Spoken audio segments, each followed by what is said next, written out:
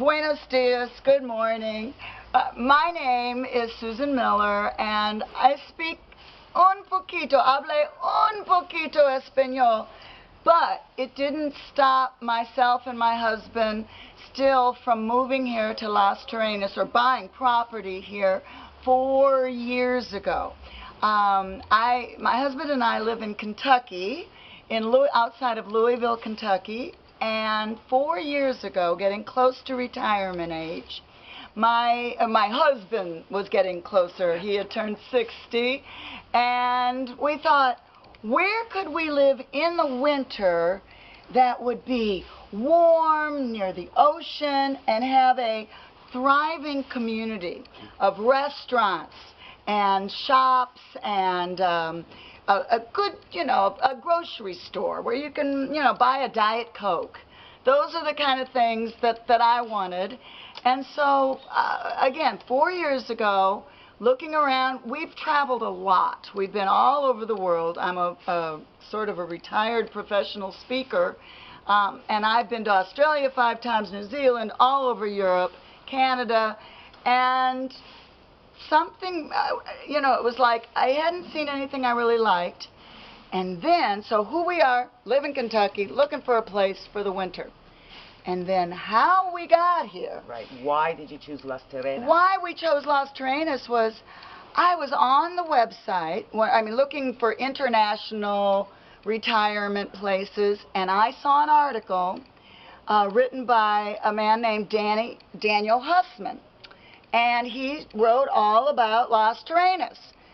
We had just come back from Panama for my husband's 60th birthday. We went to Panama for 2 weeks thinking we were going to buy there. Just wasn't right. That's when I saw this website. We got home, and I said, Las Terrenas. Let's go and, we still have our money. We didn't buy anything. So we went, we came down here, met Danny, and as soon as we got to Las Terrenas, we were supposed to go to Las Galeras, we were supposed to go to Cabarete, we were supposed to go all the way up and just look, No. We got to Las Terrenas, we said, aquí, here it is, And Fantastic. So, Eureka, we found it. Right. Danny was the best, and the house that we bought was what he was actually living in at the time. He was our realtor, and he was showing me other properties, and then finally one of his buddies, Davey, said, Danny, show him your house. Oh no, they're not going to want to see that. That's because he was living there for free.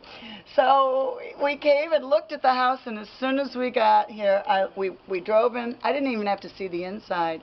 I said, perfecto. And so we bought our house, and Casa Pura Vida was what it was named. It was actually built by a man that owns the Pura Vida Kite Sports. And so he had built it with an Italian architect, and we really liked the openness. So that's how we got here. We bought the property, and so this is, what do you, when you came in, you bought the property here, you then decided, okay, you can't live here all year round. Yes. So you go back and forth. You want that? You got it. So what is it that inspired you to actually do what you do here now? Yes. You obviously rent your place, so you're doing a little bit of the realtor stuff. That's what you want. Okay. And then the pillows. Got it. Yeah, absolutely.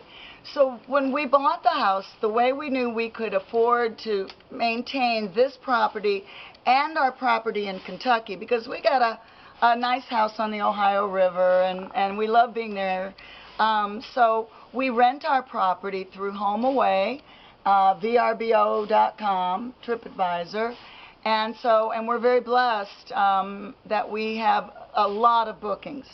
And so that's the income comes from our rental property, although most of the money that we make from that goes back into maintaining it and then building another property. So we really haven't seen a profit yet. And so And then we were coming down, I was coming down for maybe a total of 3 months out of the year, but only 2 weeks at a time. And now I decided I want to stay here at least 4 months out of every year. Yes. And I can't just sit on a beach.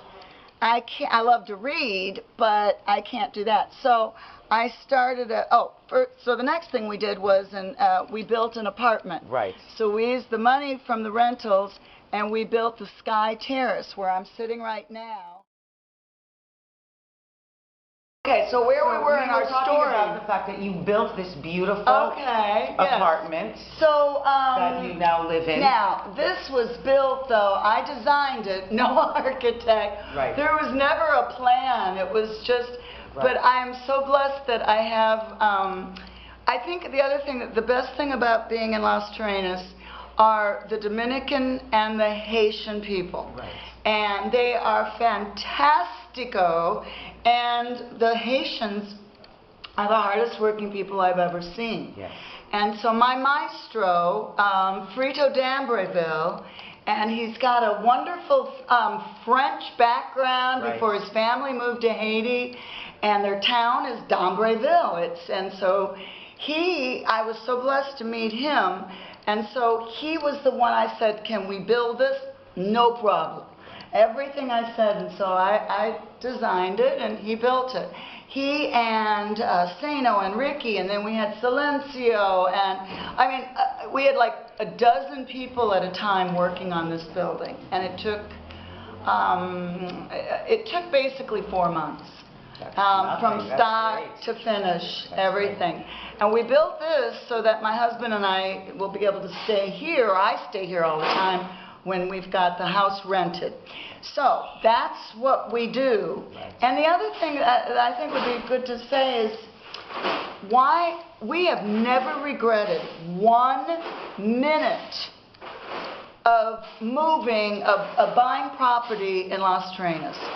It is the best thing that we ever did. So you've had positive experiences I have to all say, the way around. Yeah. I mean, there have been problems. Sure. Well. Now, but the problems would be things like flooding on our particular property because we're next to a swamp. Right. Hello, Right. it's going to flood. Right, of course.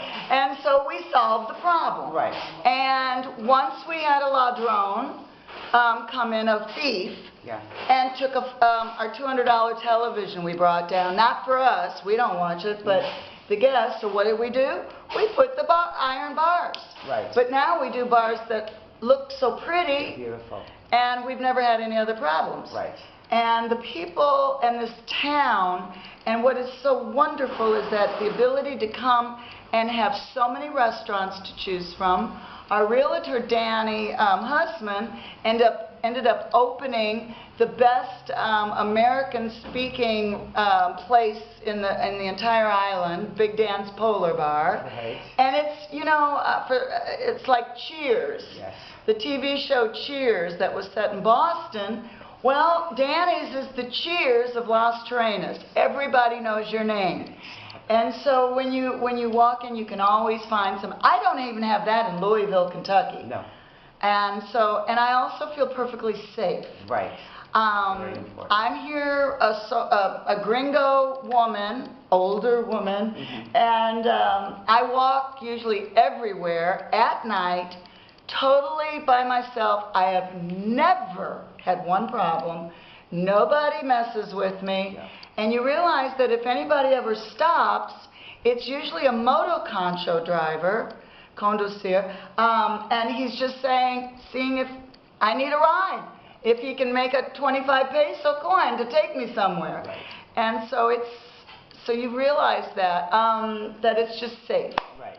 So in this time that you've been here over the last 4 years, you've also created this wonderful pillow project that I'd like to hear about. I've always been involved up in Louisville, Kentucky, with mentoring a number of children, teenage girls and one boy, the Saturday Club, and I've done that for like 15 years, and where we get together every Saturday, and I've watched these, and they're from, they're at-risk kids, very poor neighborhood in Louisville, all African American, all black kids, and Latasha and Shanice and little Darren and Denisha and Devana, and so I've had them, and I miss that coming down here, feeling like I could work with kids. So what could I do? And then it became, well, what could I teach these kids so that they would have a skill that they could make money from people? There is some money in Las Terrenas. Yes, of course. And I thought, what could we do to make that they could sell and that I could teach them? So we started a company. I just started a company called LoveThePillows.com. Now, most of them are, this isn't even, they're like this. Mm-hmm. So I bring down beautiful fabric. Now, this is an indoor pillow, but what we're doing, we're making larger pillows, but these gorgeous fabrics, and we've taught already 3 14-year-old girls to use a sewing machine, and then they're sewing these together and then stuffing them, and then we're going to be selling them. They get paid to make the pillows, and then I'm doing a 20% of the profit after I take off the material cost, and 20% of that is going to go to the school, Escuelita El Manantial, which was started by a wonderful woman here in Las Terrenas named Lydia Dickinson.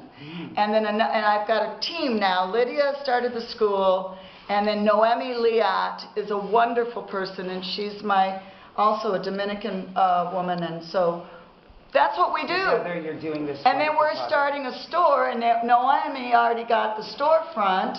Wow. So it's a team. It's teamwork. Mm-hmm. And it all works. And then I met a guy yesterday that's going to do my website, work on it for free. And so it just helps everybody. So this is one of the wonderful things about Las Terrenas, yes, is that you can meet people that come from all over the world and exactly. connect and get it's together synergy. And create. It's synergy. It's synergy. It really is. And so now I've met Orly and Andreas and Giuseppe. Yeah. And by the way, they're very good-looking men and beautiful women. Muy guapo? Guapo, muy guapo. Hermoso, hermosa, bellissimo. So I meet them last night, and they're my nuevo amigos. Yeah. And so they're my new friends. Fast. It happens fast in Las And that's what happens. So if you're thinking, gosh, I'll be all alone. No. No. Call me. Call me. We'll talk. I'll be your friend.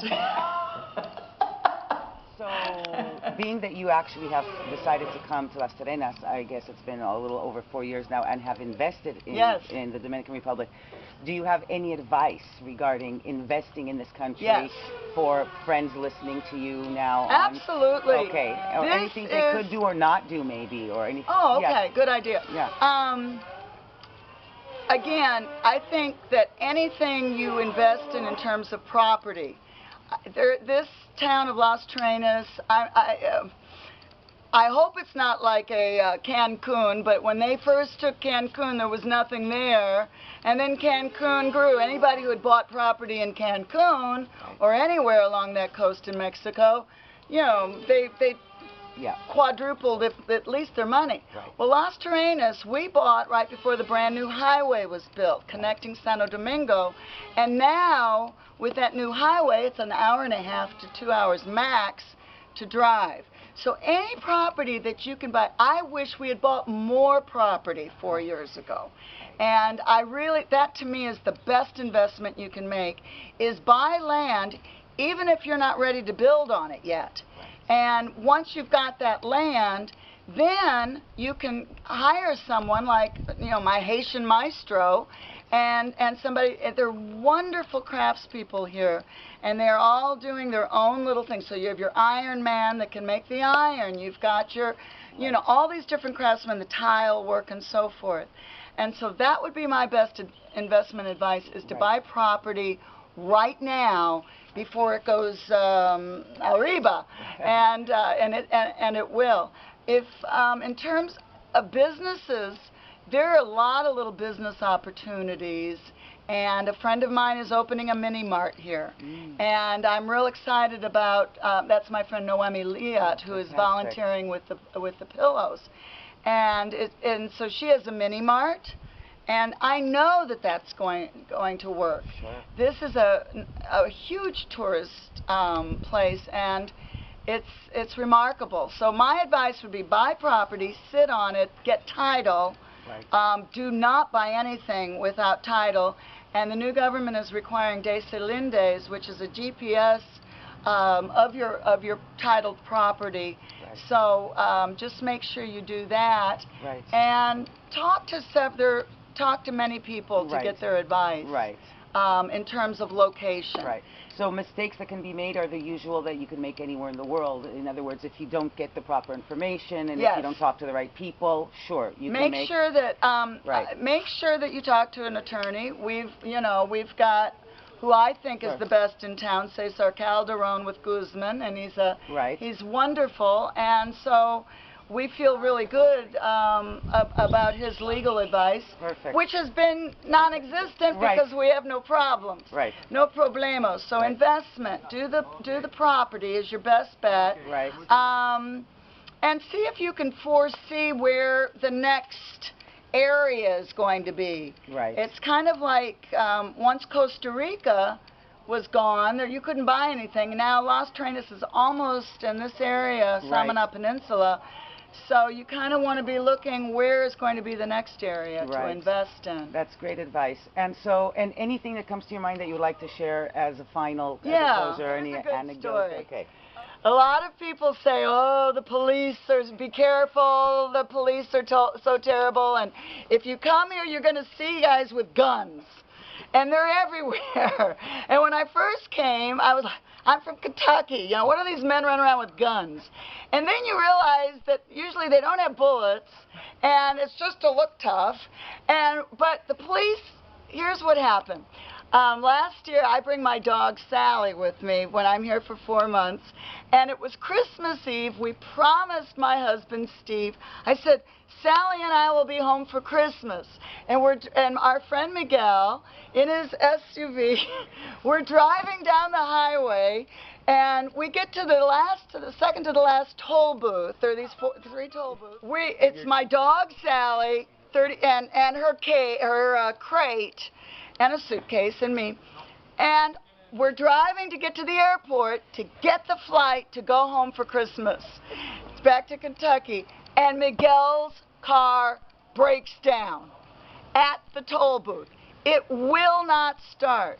We're 13 kilometers from the airport, and there's nothing, I'm like, oh no, and we pushed the car out of the toll booth area, and then I grabbed a piece of paper that I had in the car, and I wrote, por favor, aeroporto, Porto, please, aeroport. And I'm standing outside, so I go and stand on the road as a few cars are going through, holding my sign, and people would come by, and they'd see, and my dog is with me, and so they're like, no, and I'm like, oh, what am I going to do? All of a sudden, these police come through, and they're in their truck, and they stop, and Miguel is saying, she knows, no problemo, police, get in. And so we put everything in the back of the truck. I get in the back seat behind them. They put the siren on, and they go flying down the highway. We get to the last one. They run out and move the cones. And andale, and they get us there, and I'm like, my heroes. And they got us to the airport on time. So, and I made my flight home for Christmas. Fantastic. And so the police are now my friends. I had their picture taken with me and Sally. I can show you all their pictures. And I carry it with me at all times. So if I'm ever pulled over, I'm going to say, mis amigos. These are my friends. And they'll know who maybe it'll be the same people. That's fantastic. That's what happens in Las Terrenas. That's great. You meet wonderful people, and they always like to help you. That's great. So, it's been wonderful talking to you. Thank you so much. Thank you. For sharing your stories with us. And I hope to see you soon again. I hope so, too. Okay. Okay. Bye. Oh, Mwah. Goodbye. Then I should jump in the pool, right? And then I go, wow, fantastic, gorgeous. Yay. Don't spill mess.